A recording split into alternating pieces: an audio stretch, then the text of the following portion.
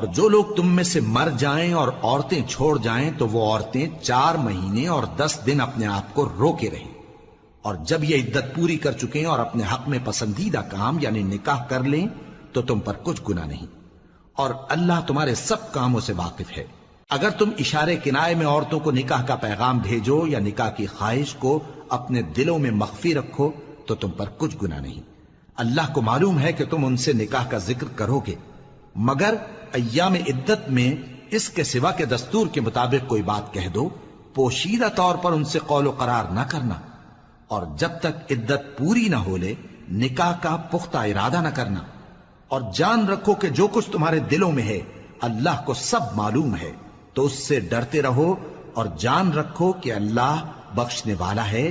حلم والا ہے۔ اور اگر تم عورتوں کو ان کے پاس جانے یا ان کا مہر مقرر کرنے سے پہلے طلاق دے دو تو تم پر کچھ گناہ نہیں،